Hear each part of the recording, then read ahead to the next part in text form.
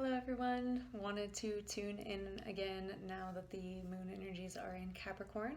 When we started this journey, the energy was in Cancer, and if you missed any of those videos, please feel free to visit any of my social media platforms. But today I just wanted to go over the energies of having the moon being in Capricorn now. I feel like that is what I can contribute. I said that I would come and share more of my practices and the tools that I use to help keep myself grounded, and astrology is definitely at the top of the list with keeping my mental health going. Because without being able to understand some of the energies that are at play that are causing certain things, it kind of feels overwhelming as to how you're supposed to be this little small thing in this bigger grand scheme of things. Again, I would love to help anybody that's interested in learning more. You can find out more about me actually on my website. That's akala.com. You can schedule directly with me if that's something that you already know that you want to do through holistichealing.coach. I offer a bunch of different services there. But the real thing that I wanted to share with you on this Capricorn energy moon is the real reason behind getting a real estate license, which thank you for everybody who helped me celebrate that. That was a lot of fun.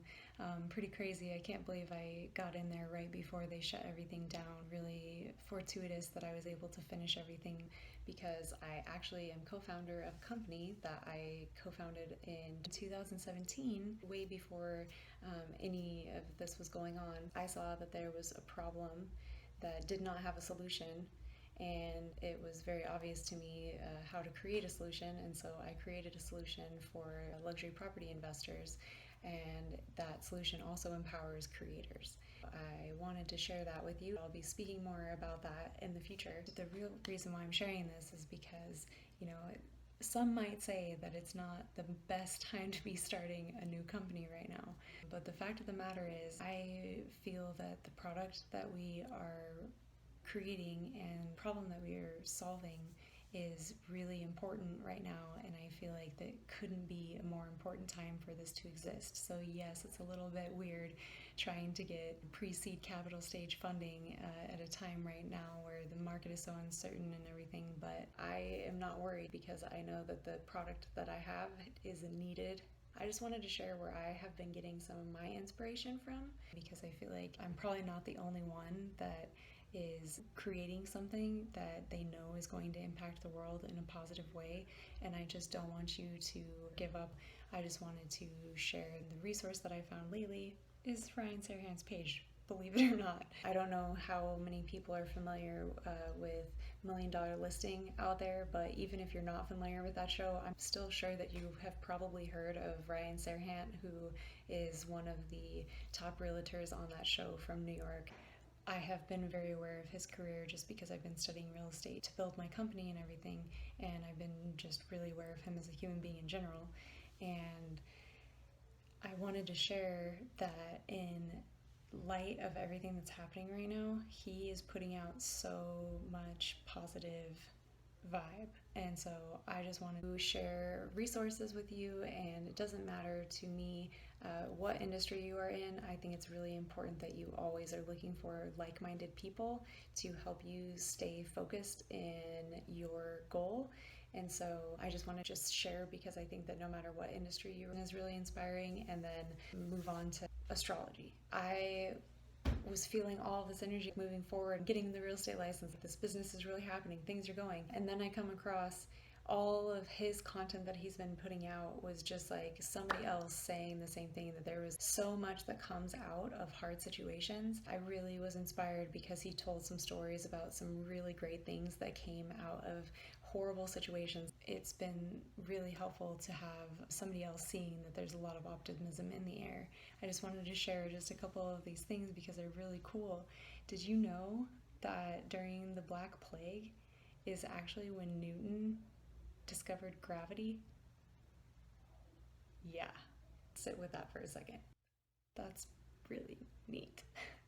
And then also he mentioned that the Fender amp and the Fender Strat, yeah, we all know what that is. That company came out of the Great Recession. And he mentions a few other things. I'll leave you to do your own investigating. Just go to his channel. It's awesome. He brought up so much good energy, and to have somebody in the game as much as he knows about real estate and the market and everything to just be putting out that positive energy is so refreshing. So I just wanted to say that if you are in any sort of industry and you're finding it hard to find some support, I would definitely go to his page and check it out. The kind of astrologically weird thing about it right now is that I completed getting my real estate license exactly 28 days ago when the moon was in Capricorn. Not to get too astrological on you, but I have my 10th house, or my career, that starts at 20 degrees of Capricorn, and that's where my Mars is as well. And so the moon was in Capricorn and Mars had just moved into 20 degrees of Capricorn when I finished my real estate exam. So I really did start my career. It was really incredible the way that everything lined up. It was kind of crazy, talking about stars aligning and everything. I, now that the moon is back here, have been getting this bigger message of just like embracing change is really important right now. One of the changes that I feel like we're all being asked to contemplate right now is the fact that business as usual will probably never be business as usual ever again. And I don't think that that is a bad thing. I think that since the moon has been in Cancer to Libra full moon to now in Capricorn, we've really had to go through this cycle, and now we're in the last quarter of it before it starts again. And so I just wanted to kind of get you through this Libra to Scorpio to Sagittarius to Capricorn, and then give you kind of an idea of where we're going. So I feel like in this Cancer Capricorn axis of energy, we're being asked to embrace the change, like I was saying, and that business will never be as business as usual again, because I feel that we're being really called to transact according to our value in a different way. And I think that that first requires us to really figure out what value we bring to the table, and maybe not even figure it out because I think we inherently know it. It's just really showing up and shining it for the first time in a different way, in a more authentic way. And so one thing that I would like to do to create a space for people to connect in this new authentic way, I'm going to put this video out tomorrow, which is going to be Aquarius energy.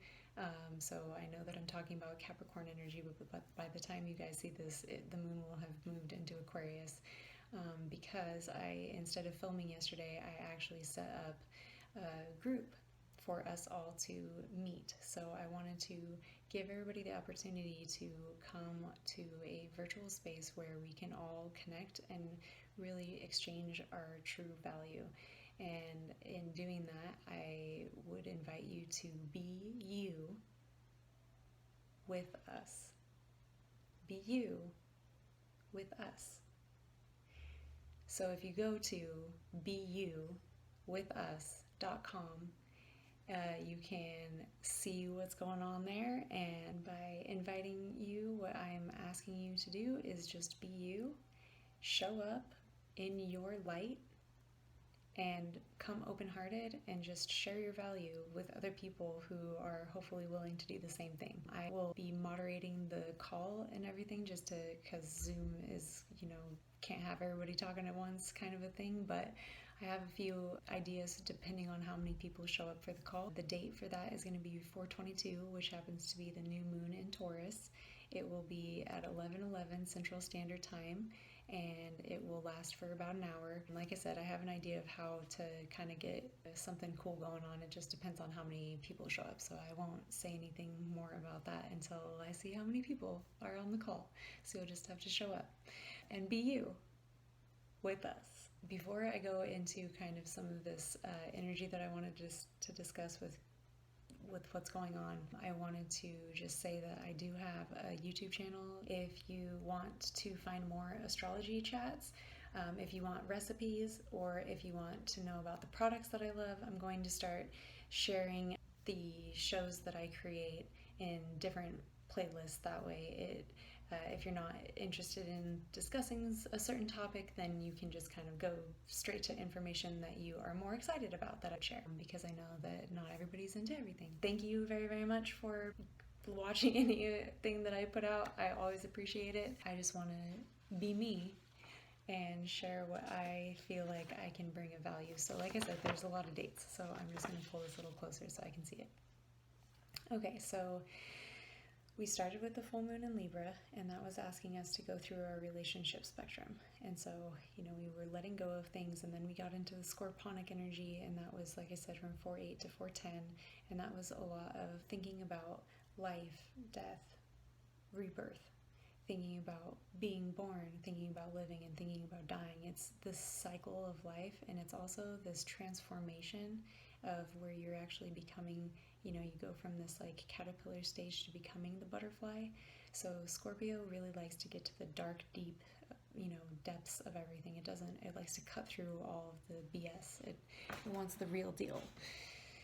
So we had that Scorpio energy, and then we had the Sagittarius energy coming in, and that was really getting in alignment with our values and our beliefs, because nothing bothers a Sagittarius more than to see somebody who's not in integrity, especially when they themselves are not in integrity with themselves. Sagittarius energy is about the beliefs, the values, and the wisdom. It also is the vagabond and the traveler, so maybe we were having thoughts in that regard towards, traveling and not being able to, or what are the benefits and disadvantages of traveling. And, there's been so much environmental cleanup and wonderful things that are happening in the universe because people are not traveling so much. So again, like getting in alignment, is every single time that you travel, that's putting energy and resources out there. And, it's so interesting. I think that in this time where we have access to travel so much that, it's if we're not able to go and actually like experience the culture and stay there for a little while, it's kind of just like,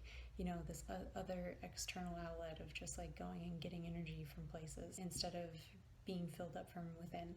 So maybe there was some contemplation about that. Then you've got the moon moving into Capricorn where it is now, and it's all about Capricorn likes to get things done, and it likes to be productive, and it likes to talk about rules and laws and regulations, and like setting up systems that last for a legacy. It's they like the long haul game. I wanted to just mention that Pluto and Jupiter are there, and they were doing some stuff there. So this Capricorn energy has been really intense for a long time. Pluto is actually going to station retrograde on the 25th of April, and that's going to be putting a halt to a lot of stuff in regards to the Pluto energy. Anytime that a planet goes retrograde, it kind of makes you think more about it, it puts more concentration on it, and it also slows things down. So it gives you time to contemplate and rethink and revisit whatever that planet is asking you to do. We have now getting into the forecasting, going back to this Capricorn energy,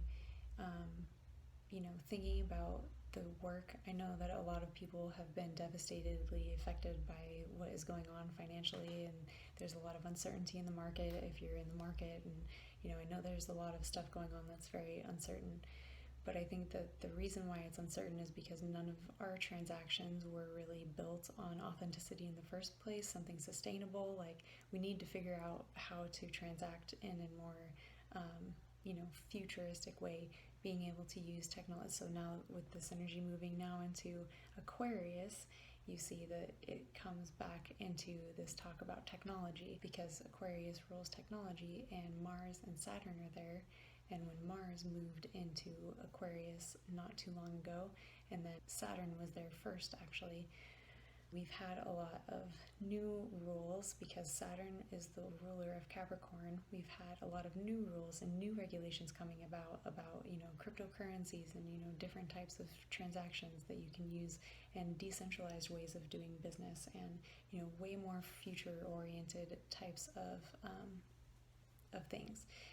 And there is a Discord channel and there is a Telegram channel for Be You with us, just to let you know. But I feel like there's going to be a lot of new futuristic, technologically advancements in our society, and I think that it will only improve our lives. I know that there's like a lot of debate around any of that, but I just feel like the technology exists, and as long as it's human centric, then it should be helping humans in making things so that we can do the things that humans do best that robots can't do. So then the moon will move into Pisces after it moves into Aquarius, and that happens 4/17 to 4/20.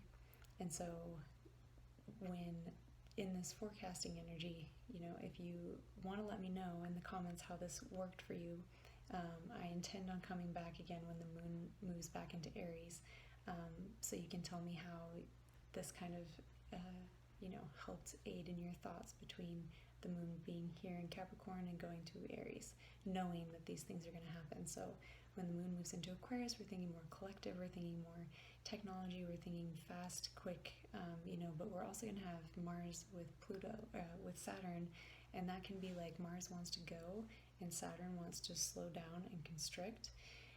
And so we're maybe feeling some of that energy. Also, Aquarius rules the nervous system, and so it can lead to like burnout if you're trying to do too much, but you're also feeling this restriction, but you're trying to if you don't take what the moon is asking you to do and like pay attention to your breath and to pay attention to keeping your nervous system slowed down, then it can lead to burnout. So be cautious on that energy. And then with Pisces energy, it's going to ask you, so that you've practiced surrendering, it's going to ask you to surrender even more, because Neptune is the ruler of Pisces and it's at home. And when the moon goes into Pisces, we're going to feel this energy and desire to want to create and get into the dream. And so that will be a lovely time to maybe connect with water, to maybe give yourself a foot massage, because Pisces is the ruler of the feet. But it's also a water sign, and it really loves the rain and fog and mist. And so to maybe be somewhere where you can either take a shower or take a bath if your home allows it would be great, because then the moon will be in Aries and it will be full on again. That happens 4/20 to 4/22. And I know that this is a long chat that we're having right now, so if you've made it this far, I appreciate you. Leave me a thumbs up in the comments to let me know that you got this far, so I know that you're enjoying this. I just feel like it will really be beneficial for you to be able to try to understand what happens as we go through these cycles. So when the moon moves into Aries, it's going to be hitting the Sun and Mercury and Chiron. So we have a lot of energy going there, where the Sun is the childlike innocence, and it's the playful nature, and it's creative because it is ruled by Leo, and it's fiery like the Sun is in Aries, and it's also Mercury is in Aries as well, and so Mercury rules our communications, and it's also our intuition and intellect that just comes in from the ethers, because it's Mercury, the messenger of the gods. And it's also deals and communicating and marketing, and it's also the house of the siblings. With Chiron there, it's our wound. And so I feel like this energy is going to be really hitting the energy of like our desire to exist, because Chiron in Aries is symbolic of like a wound around the right to just exist. So I feel like we're all going to be feeling kind of that energy of like, I want to show up as this, all this work that I've done, this new energy, but, how do I communicate it, and how do I do it in a way that, I really feel like I'm showing up for myself in the way that I want to. And then we'll have the moon move into Taurus, and that is going to be with Uranus. Uranus is there, and Uranus is a firebolt of electricity, and it doesn't want anything to stay the same. It's very spontaneous. It's also a rebel, and it's a revolutionary, and it's in Taurus, which is really doesn't like change, but will do it if it makes sense, but it doesn't like change very much. And so having Uranus there is really asking to make these changes, and it's also for beauty. It's also for everything that Taurus represents. It's the home, it's security, it's nature, it's art, it's luxury. We will also have Mercury move into Taurus on 4/27, which will be cool because it'll move out of Aries and will be going from more communications of like egoic type of energy like Aries, but more moving towards the energy of Taurus, which is art, lots of art. The moon then will go into Gemini. We will have the moon in Gemini. This is now 422 to 427 it's in Taurus, and then 425 to 427 it is in Gemini. When the moon is in Gemini, it will be activating Venus, which is there, which is the ruler of Taurus. And so more art, more siblings talk, more communications, more energy going that direction. At the end of the month, we will finish where we started, which is the moon being in Cancer with the north node of the moon. And then the last couple of days of the month is Leo energy, which is really fun because I feel like is going to leave us on a creative note for the end of the month. And this is where I'm going to stop, because I know that was a lot to think about, but I just wanted to share that whole last quarter energy and then give you a little bit into the first quarter energy so you can really maybe plan if you're trying to figure out what's next, what's coming. That is the best that I can do for you, at least. And I hope that it made sense. I hope that it resonated with you. And yeah, we'll just leave you with the fact that I'm really glad to have this experience, and hopefully we'll just keep it going as best as I can for right now. And I look forward to the next one.